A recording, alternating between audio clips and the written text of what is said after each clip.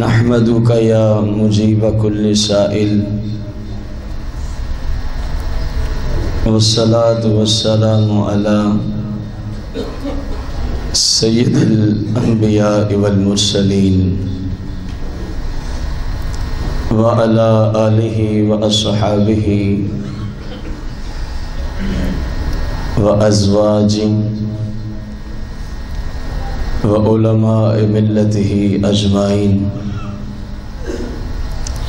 اما بعد فاعوذ باللہ من الشیطان الرجیم بسم اللہ الرحمن الرحیم وَلَكُمْ نِصْفُ مَا تَرَكَ أَزْوَاجُكُمْ إِن لَّمْ يَكُن لَّهُنَّ وَلَدٌ فَإِن كَانَ لَهُنَّ وَلَدٌ فَلَكُمُ الرُّبُعُ مِمَّا تَرَكْنَا مِن بَعْدِ وَصِيَّةٍ يُوصِينَ بِهَا أَوْ دَيْنٍ وَلَهُنَّ الرُّبُعُ مِمَّا تَرَكْتُمْ إِن لَّمْ يَكُن لَّكُمْ وَلَدٌ فَإِن كَانَ لَكُمْ وَلَدٌ فَلَهُنَّ الثُّمُنُ مِمَّا تَرَكْتُم مِّن بَعْدِ وَصِيَّةٍ تُوصُونَ بِهَا أَوْ دَيْنٍ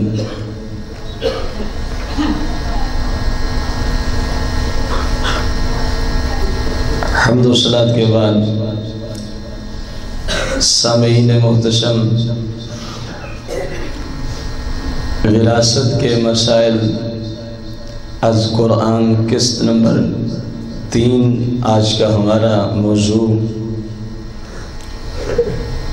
بیوی کو شوہر کی جائیداد سے اسلام نے کیا حصہ دیا ہے اور شوہر کو بیوی کی جائیداد سے اسلام نے کیا حصہ عطا فرمایا ہے۔ اسی بات سے اتنا چیز تو سمجھ آ ہی گئی ہوگی کہ اسلام میں بیوی کی وراثت اور ملکیت شوہر کی وراثت اور ملکیت سے جداگانہ حیثیت رکھتی ہے۔ اسی طرح شوہر کی جو وراثت ہے، جو جائیداد ہے، وہ بیوی کی جائیداد اور اس کی معاملات سے جداگانہ حیثیت رکھتی ہے۔ اگر جداگانہ حیثیت نہ ہوتی تو یہ ایک دوسرے کے وارث پھر کس طرح بنتے؟ ایک دوسرے کے وارث ہمارے ہاں کیونکہ بہت سارا نظام قرآن و سنت کے خلاف چلا گیا ہے، صرف ہمارے دین کو نہ سیکھنے کی وجہ سے، نہ خود سیکھا، نہ گھر والوں کو سکھایا، نہ اولاد کے بارے میں کوئی ذہن ہے کہ کوئی ان کو بھی قرآن و سنت کی تعلیم دی جائے۔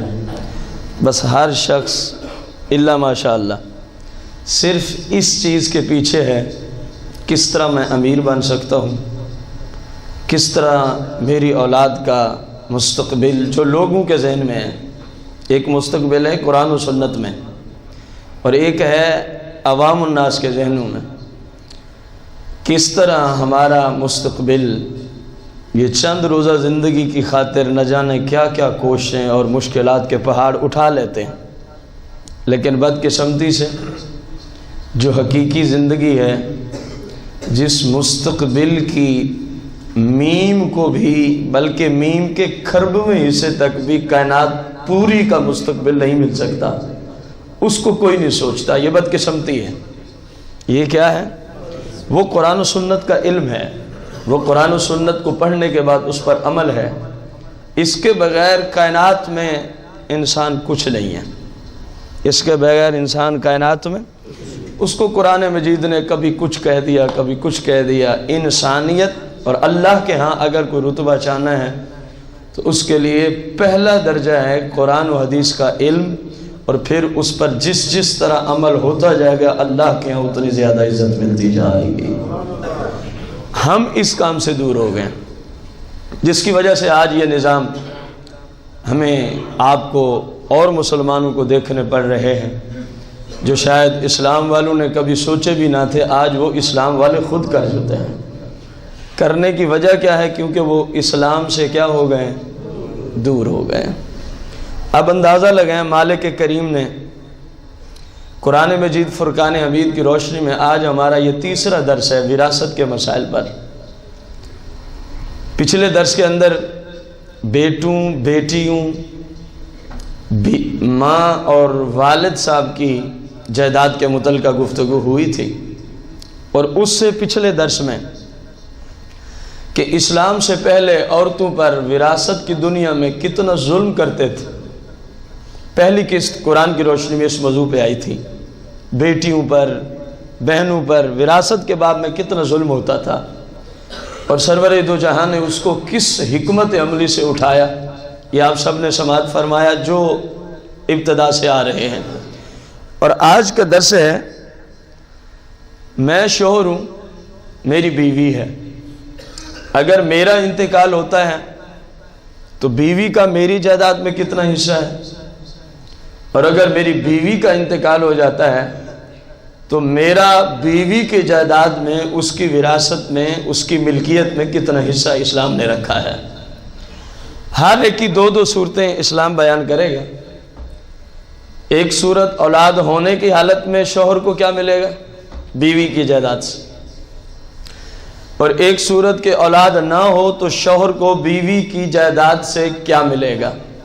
اسی طرح بیوی کے متعلقہ اگر اس کی شوہر سے اولاد ہوئی ہے تو اس کا حصہ کیا ہے، اور اگر اولاد اس کے شوہر سے اس کو اللہ کریم نے عطا نہیں فرمائی تو پھر اس کے شوہر کی جائیداد میں حصہ کیا ہے۔ یہ چار صورتیں بنتی ہیں، اللہ کریم نے ان چاروں کا ذکر قرآن مجید میں فرمایا ہے۔ سورہ نساء ہے، آیت نمبر 12 سے ہم پڑھ رہے ہیں۔ اللہ کریم نے فرمایا وَلَكُمْ، شوہروں کو خطاب ہے۔ وَلَكُمْ سے مراد کون ہے یہاں؟ شوہر۔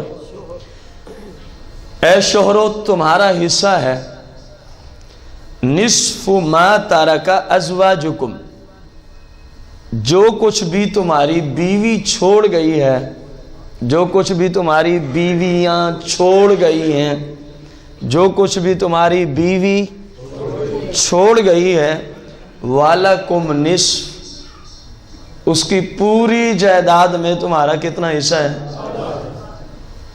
وَلَكُمْ نصف۔ یہ تو آپ کو بھی سمجھ آ رہا ہو، نصف آدھے کو کہتے ہیں۔ کس سے نصف ہے؟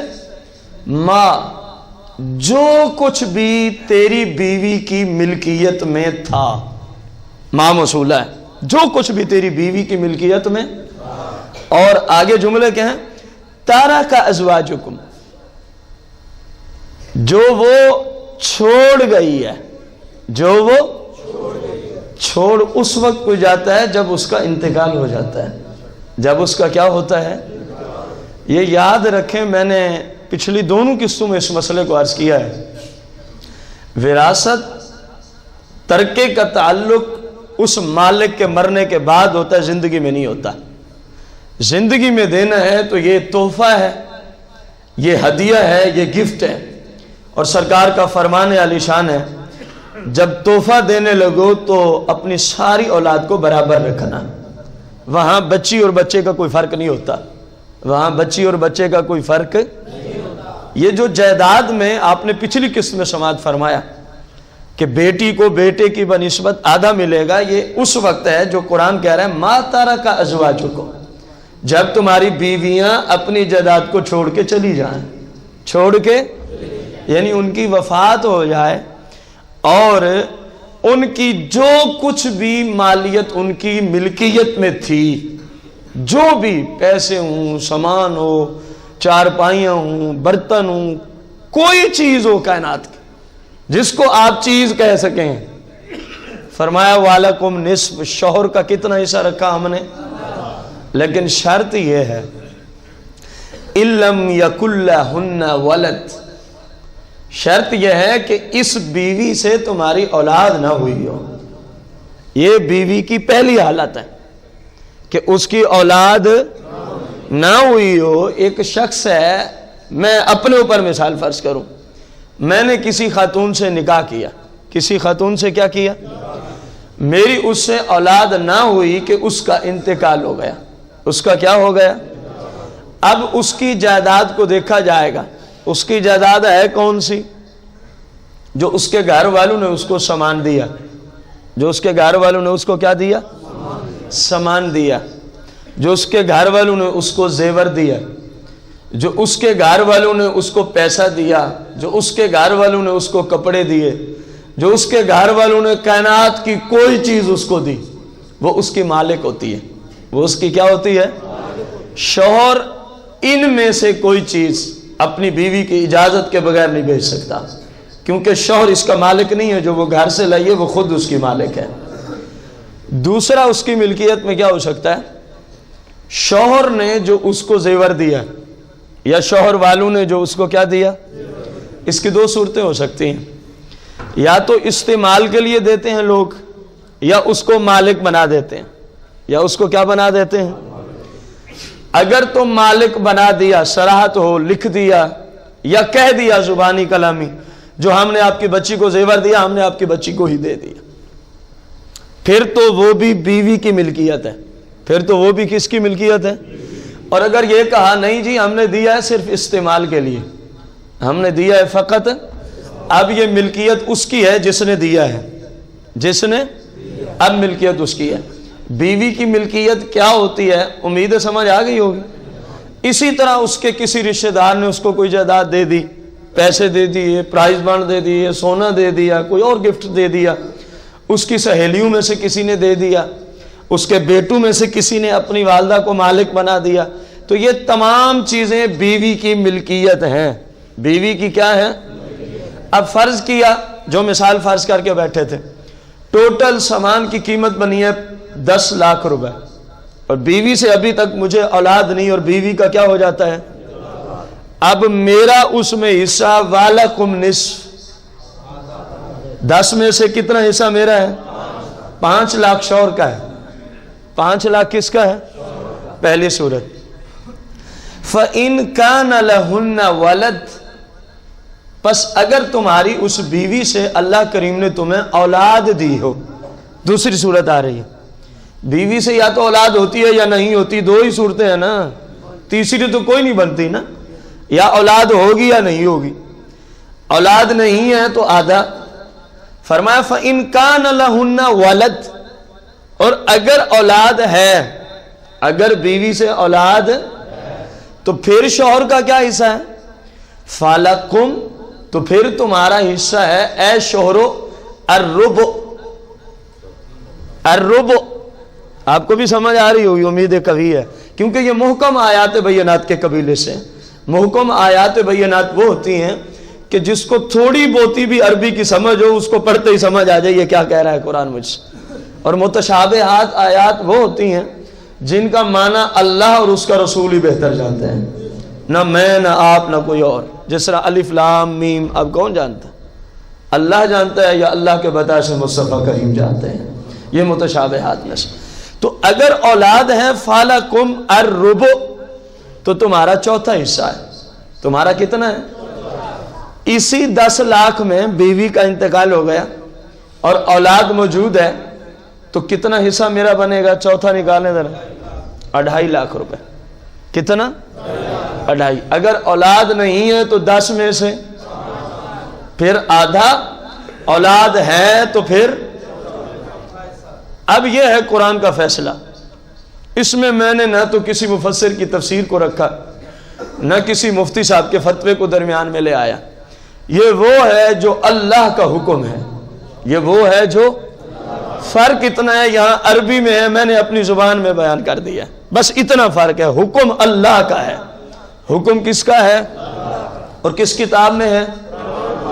میرا سوال ہے اپنے بزرگوں اور بھائیوں سے، ہمارے معاشرے میں جب بیوی کا انتقال ہوتا ہے اس چیز کا لحاظ بھی رکھتا ہے؟ جن کو پتہ ہے چلو وہی بولے، کیونکہ بہت سارے وہ ہیں جو فیصلہ باد کے رہائشی نہیں ہیں، شاید ان کو پتہ ہی نہیں ہے یہاں رواج کیا ہے. میرے بھائیوں بزرگوں، بلوانے کا مقصد کیا ہوتا ہے کہ اگر کسی کو سمجھ نہیں آئی تو آپ کے بولنے کی وجہ سے بھی اس کو سمجھ آ جائے کہ ہو کیا رہا ہے اور اللہ کا حکم ہے کیا اور اللہ کا حکم ہے کیا؟ ہم دیکھیں یہ کتنا واضح طور پہ قرآن شریف کا حکم ہے. اندازہ لگائیں ہم قرآن سے کتنے دور ہو گئے. جو ہماری نصاب کی اولین کتاب ہے، مسلمانوں کے نصاب کے لیے جو سب سے مقدم کتاب ہے شریعت میں، اسی کا نام قرآن مجید ہے. اور یہ قرآن مجید ہی کا حکم ہے. اور یہ کوئی ایسا حکم نہیں ہے کہ اس کو پڑھنے کے لیے کسی مفتی صاحب کی ضرورت ہو. آپ کسی کائنات کے مترجم کا ترجمہ اٹھا لیں، آپ کو یہی بات نظر آئے گی جو میں نے آپ کے سامنے رکھی ہے کہ بھائی اولاد ہے تو چوتھا حصہ شوہر کو دے دیا جائے، اور اگر اولاد نہیں ہے تو وَلَكُمْ نِصْفُ، تو پھر کتنا دینا ہے؟ اب اس کے سمجھنے کے لیے بھی کسی ماہر قرآن کی ضرورت پڑے گی. یہ اتنا واضح جملوں میں، واضح الفاظ میں مالک کریم نے ارشاد فرمایا ہے کہ ہر بندہ سمجھ سکے، کیونکہ یہ ہر بندے کی ضرورت تھی. کیونکہ یہ ہر بندے کی کیا تھی؟ اس کے باوجود بھی اندازہ لگائیں کہ ہم قرآن شریف کی تعلیمات سے کتنے دور ہو گئے. اتنا کچھ ہونے کے باوجود بھی ہمیں ان باتوں کا پتہ نہیں ہے. شاید بندہ کسی کو اس طرح کے معاملے میں بات کرے تو وہ آپ کا دشمن ہو جائے. یہ آج تک اس طرح ہوتا ہو، آپ کو نئے مولانا صاحب آ گئے، بندہ کہے جی ہم تو نئے نہیں ہیں، جو 1400 سال پہلے اترا ہے ہم تو وہاں سے بیان کر رہے ہیں، پھر تیرے نزدیک قرآن بھی نیا ہوگا. معاذ اللہ. لا علم میں ہوں، دین سے دور میں ہوں.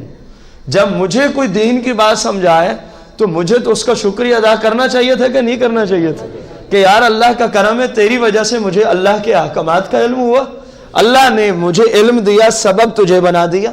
سبب، وہ سبب بھی کچھ نہیں ہوتا. اب میں اگر سبب ہوں، میں خود کچھ بھی نہیں ہوں، میں آپ جیسا ایک عام انسان ہوں، لیکن یہ اللہ کا کرم ہے. کچھ کے لیے سبب بنا دیا بھی سیکھو، اور کچھ کو سبب بنا دیا بھی سکھاؤ. بندہ فی نفس ہی تو کچھ بھی نہیں ہے. بندہ فی نفس ہی تو کچھ، نہ سیکھنے والا کچھ ہے نہ سکھانے والا کچھ. یہ سارا کرم ہے مالک کریم کا. یہ سارا کرم ہے مالک. بندے بیچارے کچھ بھی نہیں ہیں. بندے بیچارے یہ تو ہر حال میں بس اپنے مالک کے محتاج ہی ہیں، اس کے سوا میں ان کو کیا کہوں.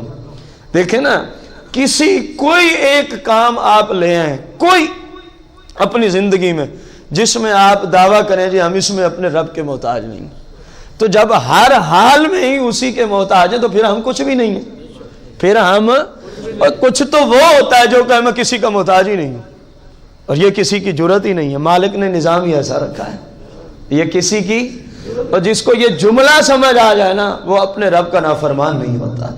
جس کو یہ جملہ سمجھ آ جائے یار میں تو کچھ بھی نہیں ہوں، میں تو کچھ بھی نہیں ہوں، سب کرم تو مالک کا ہے، سب کرم تو مالک کا ہے.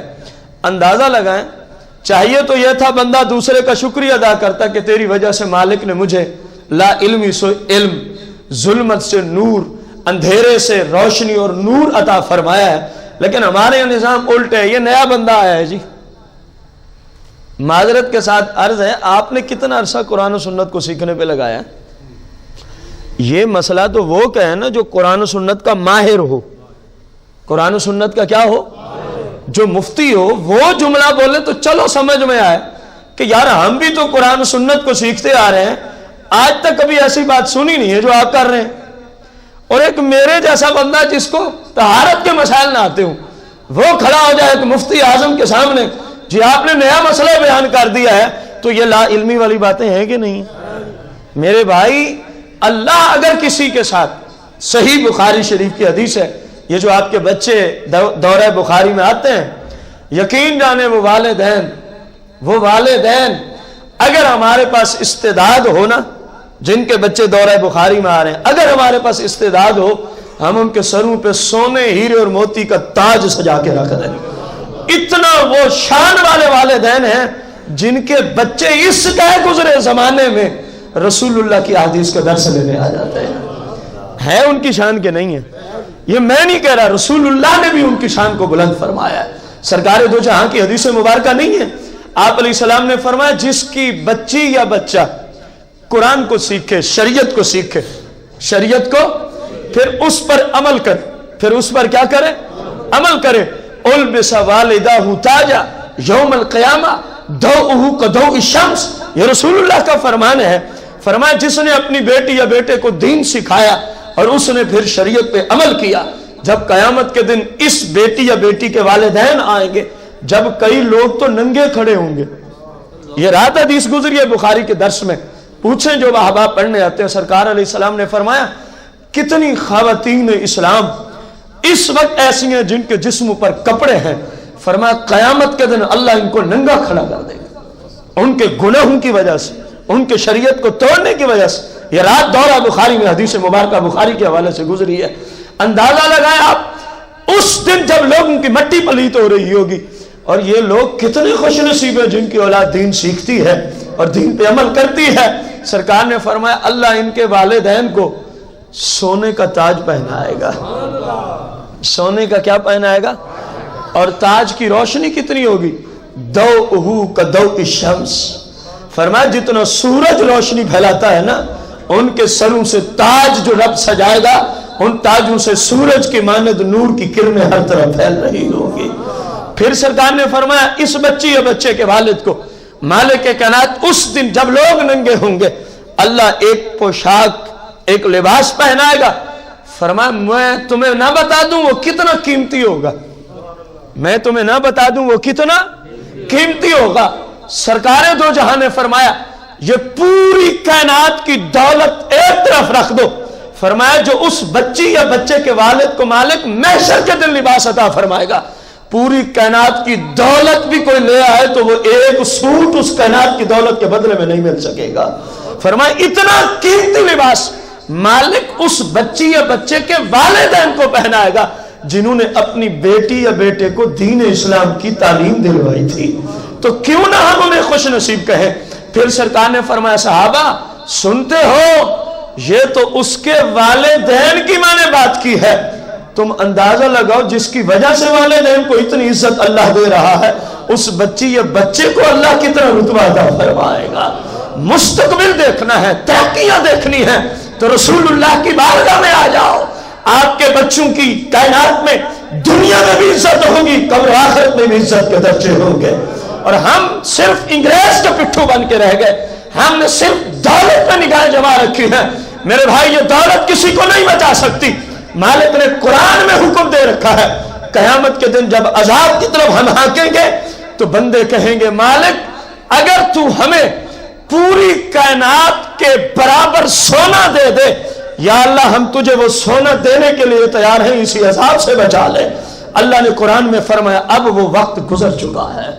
अजाब से बचने का हमने इससे भी आसान तरीका तुम्हें दिया था, वो था मेरे महबूब की शरीयत पे चलना, तो हमने उस पर अमल ना किया। अब कहते हो पूरी कायनात जितना सोना तुझे देते हैं मालिक इसी दोजख से बचा ले। ये कुरान पढ़ रहा हूं मैं। अल्लाह ने फरमाया अब वक्त गुजर गया। उस दिन की बात है जिन्हें मालिक ऐसा ताज पहना है, जिन्हें मालिक इतना कीमती लिबास पहना है, न जाने जन्नत में उनके महल कितने कीमती होंगे। ये तो महशर के दिन उनको इज्जत दी जा रही है। अंदाजा लगाए आप, सरवर दो जहां मालिक कोनो मकान अलैहिस्सलाम की शरीयत सीखना, दीन मतीन को सीखना, उसमें अमल करना, असल में तरक्की इस बात को कहते हैं। असल में तरक्की बच्चों का मुस्तकबिल ये नहीं कि वो यहूदियों जैसी शक्लें बना के गाड़ियों पे फिरे, बंगले और कोठियों में ऐश और इशरत करे, शराबें पिए और बेहयाई फहाशी और यानी के बाजार गर्म करे। ये किसी मुस्लिम का तरक्की का राज ये नहीं है। तरक्की चाहते हो तो भले चटाई पे बैठे रहो, कुछ नहीं होता, गाड़ियां ना हो कुछ नहीं होता, लेकिन दिन रात अल्लाह और उसके रसूल की शरीयत के मुताबिक जिंदगी बसर हो जाए, इससे ज्यादा तरक्की करने वाला ना कभी कोई आया है, ना कायनात में कयामत के दिन तक कभी कोई आ सकता है। तरक्की सिर्फ रसूलुल्लाह की शरीयत पे चलने के अंदर ही बड़ी है। अब अल्लाह करीम क्या फरमा रहा है, औलाद ना हो तो शौहर का बोलो ना सबक याद तो हो जाए। अगर औलाद है तो फिर शौहर का बीवी की जायदाद से। कुरान का हुक्म है, मर्जी है सुनने वालों की, कोई अमल करे या ना करे, अल्लाह का हुक्म यही है, अल्लाह करीम का हुक्म। चलो आपसे सवाल है, नमाज क्या है? रोजा, रमजान के रोजे की बात की, हज, ज़कात, کیوں فرض ہے؟ کیونکہ اللہ کریم نے ان کا کس کتاب میں دیا ہے؟ بیوی کی جائیداد سے شوہر کا حصہ، اندازہ لگانا کس کا حکم ہے؟ نماز والا بھی، اور نماز کا حکم کس کتاب میں ہے؟ بیوی کی جائیداد میں شوہر کا حصہ ہے، یہ کس کتاب میں ہے؟ پھر کوئی فرق رہ گیا؟ وجہ کیا ہے؟ اس کا ہمیں پتا ہے کہ وہ فرض ہے، اس کو ہم نے کبھی سیکھا ہی نہیں، اس کو ہم نے کبھی، حالانکہ روایات میں آیا پوری شریعت کے علوم ایک طرف اور اکیلا وراثت کا علم ایک طرف، اس کو آدھا علم قرار دیا گیا ہے۔ وراثت کے علم کو پوری شریعت کے علوم ایک پلڑے میں رکھ دو اور اکیلا وراثت کا علم ایک پلڑے میں رکھ لو، وزن برابر ہے۔ کتنی اہمیت دی ہے سرکار علیہ السلام نے وراثت کے مسائل کو۔ وجہ کیا تھی؟ کیونکہ آپ کے آنے سے پہلے اس معاملے میں، اس باب میں، اس شعبہ میں انتہائی ظلم و ستم سے لوگ کام لیتے تھے، تو سرکار ہر وہ کام، اس کی عزت سرکار نے بڑھا چڑھا کے بیان کر دی جو آپ کے آنے سے پہلے لوگوں کے ہاں ذلیل ہوتا تھا، اس شعبے کو آپ نے عزت ادا فرما دی۔ آپ دیکھیں عورتوں کی عزت نہیں ہوتی تھی، سرور دو جہاں نے ان کو عزت کا تاج پہنا دیا۔ عورتوں کو لوگ منحوس سمجھتے تھے، سرکار نے فرمایا نہیں، انہیں منحوس مت سمجھنا، یہ تو بہت عزت والی چیز ہے اگر یہ اپنی عزت خود کرتی رہے تو۔ عورت معنی چھپانے کی چیز، عورت کا معنی کیا ہے؟ چھپانے کی۔ اگر یہ شریعت کے مطابق اپنے آپ کو باپرد بنا لے تو اس کا اللہ کے ہاں بڑا رتبہ ہے، اللہ کے ہاں بڑا رتبہ ہے۔ یہ آ گئی بیوی کی جائیداد سے شوہر کا حصہ۔ اب دوسری صورت، اگر شوہر کا انتقال ہو جائے تو بیوی کا بھی حصہ ہونا چاہیے کہ نہیں ہونا چاہیے؟ انصاف تو یہی ہے، جب اس کے حصے سے اس کو دیا جا رہا ہے تو اس کے حصے سے اس کو بھی ملنا چاہیے۔ اللہ کریم نے ارشاد فرمایا وَلَهُنَّ، اور بیویوں کے لیے، وَلَهُنَّ اور الربع، چوتھا حصہ ہے۔ کتنا ہے؟ مما، ہر اس مال میں ترکتم، جس کو شوہر چھوڑ کے چلا گیا، جس کو شوہر چھوڑ کے، خواہ وہ کوئی چیز ہی ہو، اس کی گاڑی ہے، موبائل ہے، کمپیوٹر ہے، پلاٹس ہیں، بینک بیلنس ہیں، کسی بھی طرح کی کوئی چیز ہے، ہو اس کی ملکیت شوہر کی، تو بیوی کا کتنا حصہ ہے پہلی صورت میں؟ یہ صورت ہے کون سی؟ اِلَّمْ يَكُنْ لَكُمْ وَلَدٌ، اگر اولاد نہیں ہوئی تو شوہر کی جائیداد سے بیوی کا حصہ، اور اسی صورت میں شوہر کا کتنا حصہ رکھا تھا؟ اصل وجہ یہ ہے عورت اور مرد نصف نصف رہتے ہمیشہ۔ آپ اندازہ لگائیں، لڑکے کو پچھلے اتوار آپ نے سنا لڑکی کی بمانت کتنا ملتا ہے؟ دگنا۔ تو یہاں بھی اگر آپ اندازہ لگائیں گے تو منمن وہی صورت حال آئے گی۔ اس کو نصف اولاد نہیں ہے شوہر کو، اور بیوی کو کیا دے دیا؟ چوتھا دے دیا۔ اگر اولاد نہیں، اِلَّمْ يَكُنْ لَكُمْ وَلَدٌ، اگر تمہاری اولاد نہیں ہے تو پھر تمہاری بیوی کو تمہاری پوری جائیداد سے کتنا حصہ ملے گا؟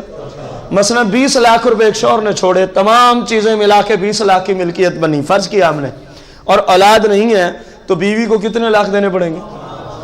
چوتھا حصہ بیوی کا۔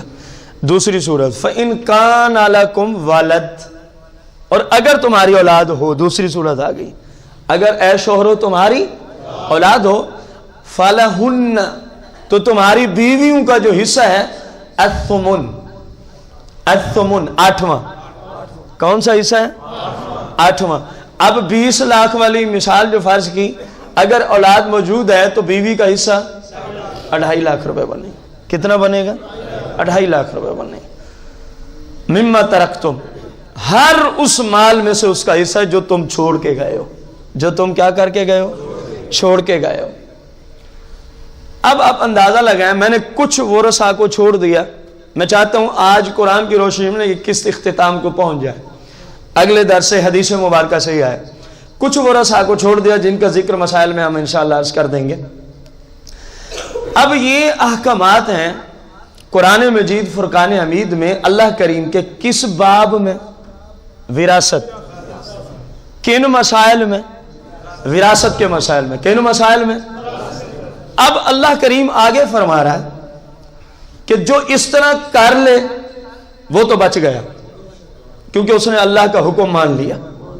جو بھی آپ کو ذکر کیا جو اس طرح کر لے وہ تو بچ گیا. اور اگر کوئی اس طرح نہ کرے تو اب قرآن کو سننا. مالک فرماتا ہے تلک حدود اللہ. یہ جو تم نے پیچھے سنا ہے نا، یہ آج تیسرا اتوار ہے، جو کچھ بھی پیچھے آیا فرمایا تلک حدود اللہ، یہ اللہ کی حدیں ہیں. یہ اللہ کی کیا ہے؟ حدیں ہیں. اور آپ کو پتہ ہے جو اللہ کی حدوں کو توڑے وہ اللہ کو پسند نہیں ہے. ان اللہ لا يحب المعتدین، بے شک اللہ کی حدوں کو توڑنے والے اللہ کو پسند ہی نہیں ہے. وہ اللہ کے محبوب ہو ہی نہیں سکتے جو اللہ کی حدوں کو توڑ ڈالیں. آگے اللہ فرما رہا ہے وَمَن يُطِعِ اللَّهَ، جو اللہ کی بات مان لے، جو اللہ کی بات. باب کون سا چل رہا ہے؟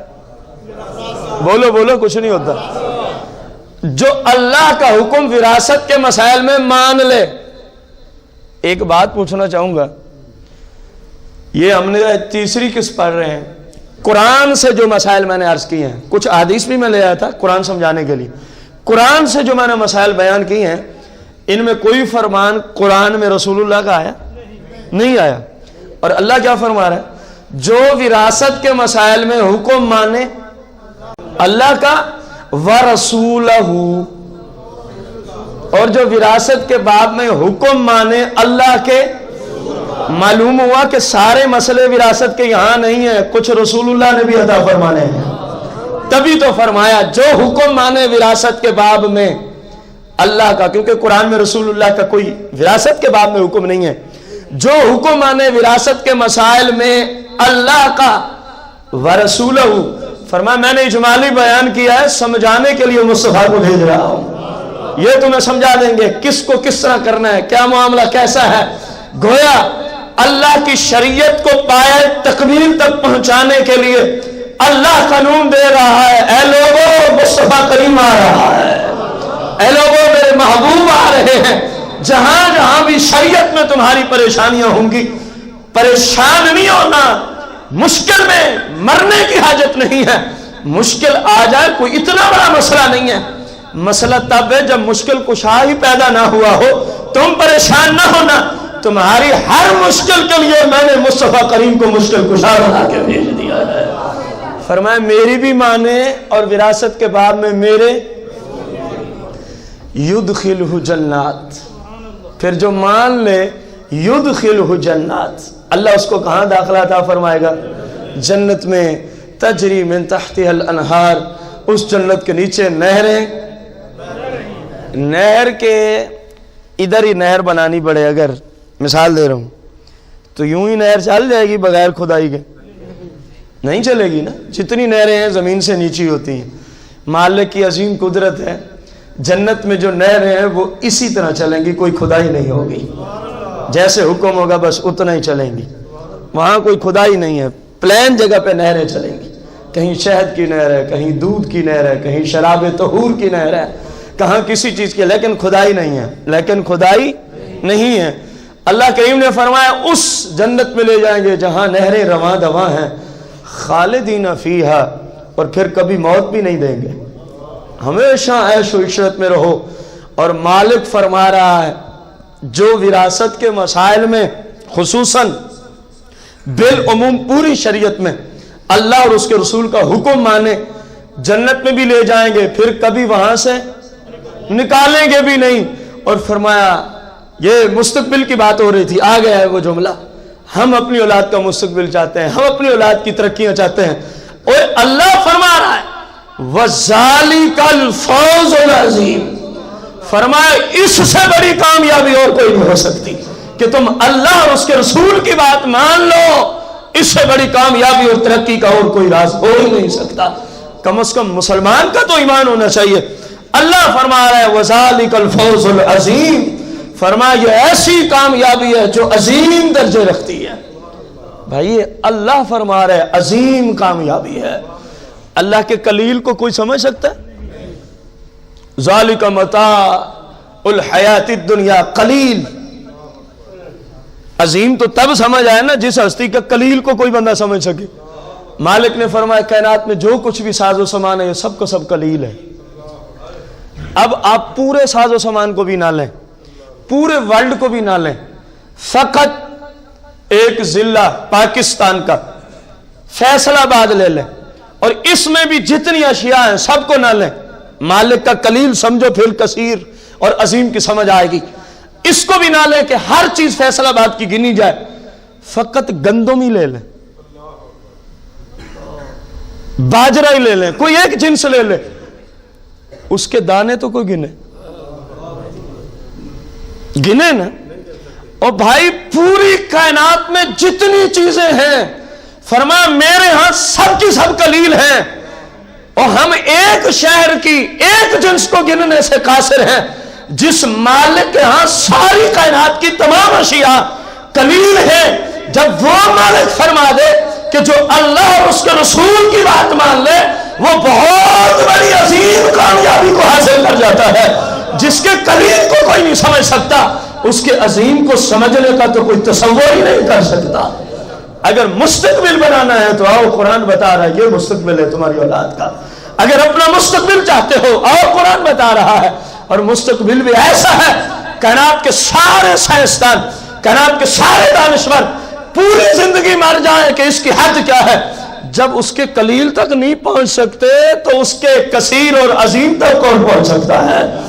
یہ ہے مسلم کے حق میں ترقی, یہ ہے مسلم کے حق میں کامیابی, یہ ہے مسلم کا مستقبل کہ وہ اللہ اور اس کے رسول کی, بس ایک ہی کام ہے, اللہ اور اس کے رسول کی. جو مان لے وہ یہ ہے, اور جو نہ دے وراثت, کبھی بیوی کو نہیں دینی, کبھی ماں کو نہیں دینی, کبھی بیٹیوں کو محروم کرنا ہے, کبھی بہنوں کو محروم کرنا ہے, جو نہ دے فرمایا وَمَنْ يَعْصِ اللَّهَ وَرَسُولَهُ.